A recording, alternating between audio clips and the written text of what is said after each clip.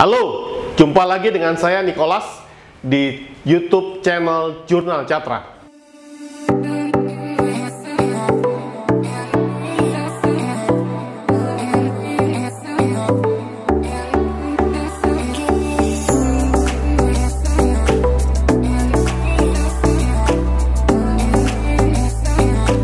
Kemarin kita sudah bahas tentang trust, sudah kita awali, kita mulai dengan trust. Nah, seperti janji saya akan memberikan tips bagaimana kita membangun trust dalam sebuah tim. Ya kan? Yang pertama adalah T, transparan. Suatu sikap terbuka, komunikatif. Ya kan? Seperti apa sih yang komunikatif dan terbuka itu? Kita harus berani menunjukkan satu dengan yang lain, kita tahu apa adanya. Ya kan? Jadi, jangan sampai kita terlalu banyak memakai topeng kita dalam sebuah tim. Kenapa begitu? Karena dalam keterbukaan dan yang harus dibutuhkan transparan dalam T yang pertama ini adalah kita harus berani memberikan kritik ataupun menerima kritik dari anggota tim. Tapi juga kita tidak menunjukkan bahwa kita adalah orang yang sempurna, sekali tidak. Kita juga harus berani minta maaf kalau kita salah. Kita juga harus berani menerima kelebihan orang lain. Jangan lupa untuk memberikan pujian, itu penting sekali dalam transparan. Kenapa? Karena itu memberikan rasa nyaman, rasa aman, seperti yang saya sampaikan tadi di awal di video sebelumnya, bahwa kita perlu memberikan rasa aman dan nyaman kepada semua anggota tim. Jadi setransparan mungkin. Jangan mencoba untuk menjadi orang yang sangat luar biasa, menjadi orang yang sangat dominan. Dominan oke kalau Anda dominan, ya kan? Tapi tunjukkan bahwa saya itu bukan mau menunjukkan bahwa saya itu berlebihan gitu kan, orang yang hebat sekali, tidak. Karena dalam sebuah tim pasti ada orang yang lebih, ada yang kurang, ada yang hebat, ada yang biasa aja. Tapi kalau satu orang sendiri bekerja, apakah dia bisa menunjukkan kehebatannya? Enggak. Orang lain nggak percaya sama dia, sehebat apapun, tidak akan bisa berhasil juga timnya.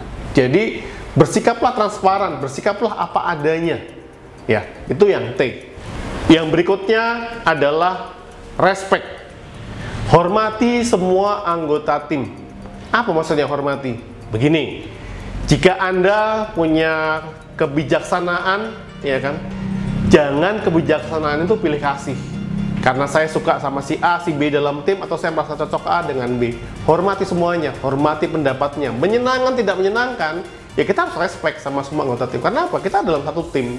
Ketika salah satu sudah mulai tidak respect, sudah mulai memberikan pilih yang saya suka, cocok dengan ini segala macam, biasanya trust dalam tim itu akan tidak maksimal, ya kan? Jadi hormati. Contoh lain paling gampang, misalkan ketika muncul konflik dalam tim, ya kan? Muncul perbedaan pendapat, ya.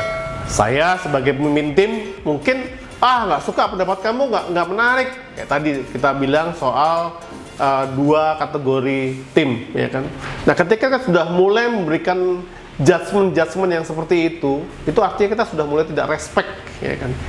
Bagaimana kita menyampaikan rasa kurang cocok dan kurang setuju kita itu penting sekali dalam sebuah tim, ya. Jadi misalkan saya nggak suka, menurut gue pendapat lo kayaknya kurang cocok deh buat kita. Bagaimana kalau kamu cari ide lain, atau kita mungkin diskusi pendapat yang lain, atau kita pakai pendapatnya ini. Nah, itu cara-cara yang membangun respect di dalam tim, penting sekali, ya. Apalagi ada satu prinsip aturan emas atau aturan penting dalam sebuah tim, hormati orang lain seperti kita mengharapkan juga dihormati oleh orang lain. Jadi kalau kita pengen tim ini sukses berhasil, ya kita pengen orang respect, ya kita juga harus memberikan respect itu. Jadi take and give itu dalam hal respect ini sangat penting sekali dalam membangun sebuah tim. Nah, yang ketiga ini adalah united. Tim Anda harus bersatu, harus punya satu visi. Tahu kenapa Anda dalam tim, apa yang mau dicapai tim, targetnya apa. Ya, jangan sampai ada gosip, ada hoax di dalam tim. Kenapa? Itu akan jadi kanker yang menggerogoti tim. Kalau kita sudah mulai tidak satu visi, tidak bersatu timnya, mulai muncul antras, biasanya akan mulai muncul gosip, mulai muncul pembicaraan di belakang, ya kan? Gue nggak suka, ini begini, begitu, dia begini, begitu. saya jamin tidak akan bisa mencapai target yang sudah ditetapkan. Kenapa? Visi kita udah nggak sama, kita tidak bersatu, masing-masing membawa egonya. Sementara dalam trust itu kita harus menurunkan ego kita. Kenapa? Kita menggantungkan dan percaya, seperti saya bilang di video sebelumnya, trust itu kita bergantung dan percaya dengan orang lain ataupun sesuatu yang kita kerjakan bersama. Itu yang harus dijaga.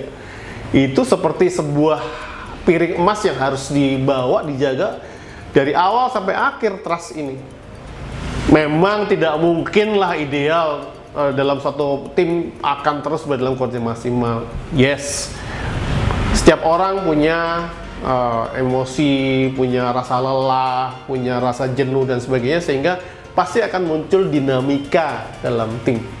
Nah, justru itu yang menjadi unik. Karena apa? Kita harus jaga ini supaya tetap united, supaya tetap bersatu. Ya kan? Cara lainnya kita kasih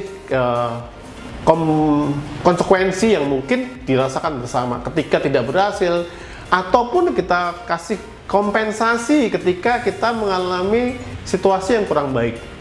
Ya, contoh paling gampang kita lihat dalam sebuah proses di liga sepak bola lah. Mungkin teman-teman yang suka sepak bola pasti tahu ya, bahwa sebuah klub tidak akan, misalnya dia harus bertanding 50 kali, nggak mungkin 50 kali menang, ya kan? Ada mungkin 35 kali menang, 15 kali, mungkin 10 kali draw, 5 kali kalah. Kenapa? Ya karena itu ada dinamika. Nah, tugas kita bersama adalah menjaga itu. Ya, ketika waktu break dalam suatu pertandingan sepak bola, apa sih yang biasa dilakukan coach masuk ke dalam ruang pelatih? Dia mereunited timnya, membangun semangat timnya. Ingat, kamu tugasnya itu di sini bermain bola menang. Ya, kamu harus bisa punya semangat united. Jangan merasa bahwa tadi gue nggak pernah dikasih bola, gue di sini nggak pernah diserang terus nih, nggak ada yang mau jagain gue, nggak ada yang mau bantuin gue misalkan. Nah, itu yang harus dilakukan oleh sebuah tim. Menyatukan kembali visinya, united. Tetap kita merasa bahwa satu, tugas kita sama satu. Mau di back kiri, mau di back kanan, mau di penyerang, gelandang, ya kan? Apakah yang buat gol harus penyerang?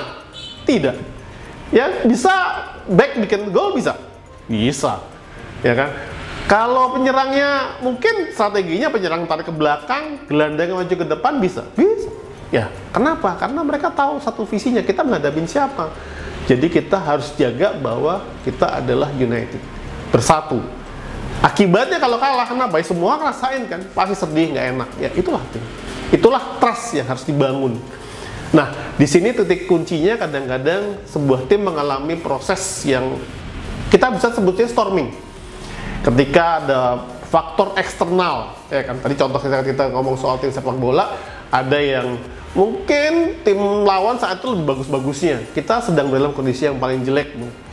Nah, dia menyerang kita habis-habisan sehingga kita mulai muncul nggak percaya. Atau kita sudah berusaha nyerang, ya kan, ngasih bola, udah kirim ke depan semua segala macam, nggak ada yang jadi gol. Mulai muncul yang namanya antraks. Apa yang harus dilakukan? Reunited, united, bahwa kita bersatu. Visi kita apa ada di sini? Itu adalah trik yang ketiga. Berikutnya, S, show your care. Tunjukkan perhatian kamu, tunjukkan empati. Itu sangat penting sekali dalam tim. Tadi sudah bahas tentang respect, sekarang kita tunjukkan bagaimana kita care satu dengan yang lainnya. Kenali siapa aja sih yang adalah anggota tim. Misalkan tadi kita ngomong soal tim sepak bola, si A penyerang, itu sukanya apa sih? Dia hobinya apa sih? Dia lahir dari mana, seperti apa? Tunjukkan. Oh, saya tahu tentang dia. Tunjukkan juga tentang si B. Bahkan juga mungkin dengan pelatih kita harus tahu. Kenapa? Antara pemain dan pelatih kan juga harus terbangun trust. Tunjukkan, jangan cuman gue perhatian. Gue tuh kadang-kadang, ya mungkin dalam sebuah relation kadang gue tuh udah menghabiskan habis-habisan lo buat lo, ya kan. Tapi orang lain mungkin nggak ngelihat karena kita nggak tunjukin gitu secara langsung, secara eksplisit. Ya, boleh dengan kata, boleh dengan benda, boleh dengan tepukan. Kita sering lihat bahwa coach, ya kan, memberikan tepukan kepada pemainnya. Ayo, kamu semangat. sebuah tepukan kelihatannya sederhana gitu kan, tapi itu menunjukkan bagaimana kita care sama mereka. Tepuk semua anggota tim, ya kan? Maka ketika dalam suatu proses mau masuk lagi dalam lapangan, biasanya mereka bikin lingkaran dan saling merangkul dan berikan tepukan. Apa itu? Itu show your care. Itu sangat membangun trust dalam tim. Karena apa? Obatnya ketika kita mengalami situasi yang kurang beruntung, itu adalah membangkitkan, menaikkan trust dengan menunjukkan empati, menunjukkan care bahwa kita perhatian. Ya, paling bagus misalkan coachnya atau pelatihnya ataupun pimpinan itu bisa mengenali semua anggota tim, sehingga ketika kita mengalami situasi yang tidak menyenangkan, bisa kita tahu, lu kenapa? Lu semalam pasti habis begadang ya, nongkrong ya, jadi lu sekarang nggak fit. Atau lu habis putus sama pacar lu, lu pasti lagi bete dan sebagainya. Nah, itu suatu hal yang kelihatannya sepele gitu kan ya, tapi akan bisa memberikan, pelatih gue tahu ya tentang gue ya. Itu meningkatkan, ya kan. Walaupun bisa juga mungkin, kok dia tahu, sebel banget gue jadi ketahuan. Believe it or not, ya kan. Ketika walaupun dia sebel, tapi sebetulnya sedang terbangun sebuah relation. Nah, itu yang harus ditunjukkan dalam sebuah proses tim. Tunjukin aja gitu kan, care kita sama mereka. Dan care itu juga bukan berarti harus memuji, ya kan. Ketika kita tidak perhatian lagi, ya kan, nggak care, ya berarti kita udah nggak trust sama dia dong. Kenapa saya berani mengkritik misalkan? Karena saya percaya ketika saya memberikan masukan, kritikan, dia akan mendengarkan dan akan memberikan respon balik. Dan ketika kita memberi respon balik, ya kan, kita menunjukkan bagaimana care kita, ya kita juga jangan kemudian bersikap negatif gitu kan. Nah, itu yang penting sekali, bahwa bagaimana kita tunjukkan satu dengan yang lain saling memahamin. Mungkin saya nggak terlalu kenal dengan si A, si B, tapi tetap aja gitu kan. Masa sih lo nggak tahu sedikit pun tentang dia? Zaman sekarang tinggal lihat IG-nya, ya kan. Selama dia tidak di private IG-nya, kita bisa lihat dia ngapain aja sih, kemana aja kan. Mau lihat Facebook-nya bisa, mau lihat Line-nya bisa, segala macam lah. Di Twitter-nya juga bisa, kita bisa. Lu kemarin kesini ya? Kalau tahu, ya kan. Nah, muncul komunikasi, muncul interaksi. Itu penting sekali dalam sebuah tim. Nah, tadi kita sudah bahas tentang T yang pertama, transparan, respect, united, kemudian show your care, dan yang terakhir adalah trust building activities, ya kan. Kenapa penting ada trust building activities ini? Kita perlu membangun semangat, perlu membangun meningkatkan kembali lah trust yang sudah pernah terluka atau mungkin terdegradasi karena proses dan sebagainya. Jadi mereka harus punya suatu aktivitas. Bentuknya apa? Macam-macam. Kita bisa bikin team building, kita bisa bikin pelatihan, kita bikin diskusi, ya kan, sharing untuk meningkatkan, menaikkan trust di dalam tim.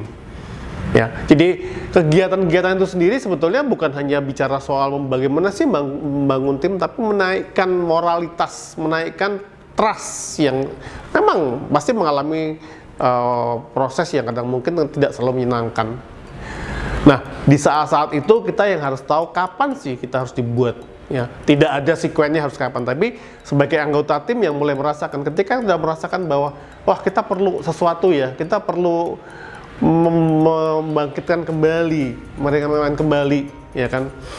Nah, itu salah satunya dengan pelatihan. Saya pernah bikin satu session pelatihan sederhana, simple. Jadi mereka saya suruh untuk menuliskan satu hal positif yang dilakukan atau dibawa oleh anggota tim ke dalam tim ini, misalkan. Nah, ternyata banyak hal yang tidak pernah terpikirkan dan tidak dirasakan. Oh iya ya, baru setelah diskusi selesai mereka bilang, oh iya ya, ternyata dia bawa hal positif ini ya, dia bawa hal positif ini. Dan itu tidak pernah terlihat, tapi betul-betul bisa membangkitkan proses tim itu. Dan ketika mereka sudah selesai, mereka merasa bersyukur, merasa terafirmasi bahwa oh ternyata saya salah menilai dia, saya salah menilai si A, si B, bahwa nggak semuanya itu negatif gitu, dia bawa hal positif. Nah, itu juga penting sekali untuk dilakukan. Kita bikin suatu aktivitas yang memang membangkitkan trust itu. Ya, contoh paling gampang, kenapa sih kita ada bikin gathering, kenapa sih kita bikin acara liburan, kita bikin acara piknik bareng. Salah satunya adalah mereduce hal-hal yang negatif untuk meningkatkan trust, membalikan trust dalam tim itu di dunia kerja. Bisa lakukan yang lain, misalkan kita bikin survei atau bikin kuesioner. Tolong tuliskan 5 hal yang paling membuat Anda bahagia dalam bekerja. Ya, nah, itu kita kumpulkan, kita diskusikan, kita sharing. Nanti kita akan ketemu hal-hal apa sih sebetulnya yang memang kita perlukan, yang mungkin kemarin tidak terlihat, satu yang nggak lihat, yang lihat. Nah, dikumpulkan akan menjadi poin-poin yang membuat kita menjadi bahagia. Karena apa? Tim kerja yang bahagia, tim kerja yang happy, itu sangat meningkatkan produktivitas. Dan tidak hanya produktif, tapi juga akan meningkatkan kesetiaan. Contoh paling gampang, saya ambil lagi di klub sepak bola deh ya. Pemain itu biasanya bangga sekali, ya kan? Apalagi penontonnya, ya kan? Kalau penonton sih kalau ceritanya fanatik lah. Tapi pemain satu dengan yang lainnya akan sangat bangga. Mereka akan mati-matian untuk masuk ke dalam tim yang memang dianggap favorit. Contoh misalkan kita ambil siapa di Liga Inggris deh. Siapa sih nggak pernah zamannya Ferguson, siapa sih yang tidak mau masuk ke dalam tim Manchester United? Kenapa? Happy ada di situ, bangga. Satu dengan yang lainnya bagus, terbangun komunikasi, kerjasama yang bagus, ya kan? Itu tercermin keluar. Nah, sehingga banyak orang juga merasa bahwa, wah, kalau ketika saya masuk dalam tim itu, saya akan naik pride-nya. Saya akan merasa happy, merasa bahagia, merasa hebat karena saya berada dalam tim yang hebat. Ya, sudah lengkap semua tadi ya. Mulai dari transparan, respect, united, show your care, dan yang terakhir adalah trust building activities. Ya. Apakah semuanya bisa dilakukan sekaligus? Enggak. Butuh proses, butuh waktu. Seperti saya bilang, tidak mudah buat menjalankan dan menciptakan, membangun trust ini. Naik turun ada dinamikanya. Sebuah klub sepak bola dalam setahun bertanding 50 kali, semuanya kan berada dalam peak performance. Tidak. Apa yang harus dilakukan? Bikin action plan, bikin komitmen. Hari ini saya atau kita fokus sama salah satu. Kita pengen bikin United misalkan. Oke, kita bikin itu. Mungkin kedepannya besoknya kita lebih bikin respect. Kita merasa kurang respect nih, ya kan? Ayo kita bikin respect, kita bikin komitmen bersama. Kita berikutnya mungkin kita merasa kurang terbuka, ya kita ciptakan keterbukaan. Karena apa? Itu pasti terjadi. Ini naik turun berubah dalam prosesnya ada yang terjadi. Misalkan dalam satu perjalanan kemarin kita sudah terbuka nih, kemudian dalam berjalannya proses kita menjadi tidak terbuka karena situasinya berubah. Mungkin ada pemain baru, mungkin ada peraturan baru, atau mungkin pelatihnya ganti baru, perlu ada keterbukaan lagi, dibangun lagi, transparan lagi dibangun. Oke, ketika mungkin kok dalam pertandingannya kita 5 kali kalah terus, ya kenapa ya? Nah, apa yang harus dilakukan? Reunited. Tentukan lagi visinya, kita ngapain ada di klub ini, kenapa kita bermain bersama sebagai sebuah tim. Sorry ya buat yang lain, karena saya banyak kasih tentang sepak bola, karena sepak bola otomatis memang bicara soal tim dan orangnya banyak, dan pasti ada dinamikanya.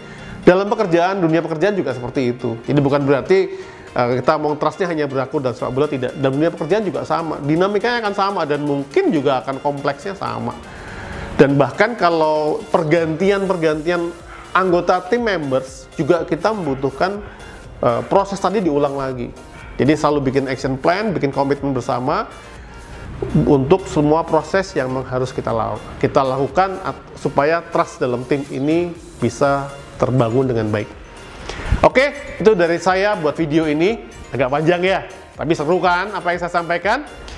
Nah, jangan lupa ya, like, subscribe, nyalakan notifikasi, dan komen. Ya, tadi saya sudah sampaikan ada 5 langkah. Kalau mungkin ada yang nggak setuju atau punya pertanyaan atau punya suatu hal yang mau di-sharing, silahkan tuliskan di kolom komen. Kita bisa diskusi, mungkin nanti bisa jadi materi saya buat di video berikutnya. Ya, salam maju untuk kita semua.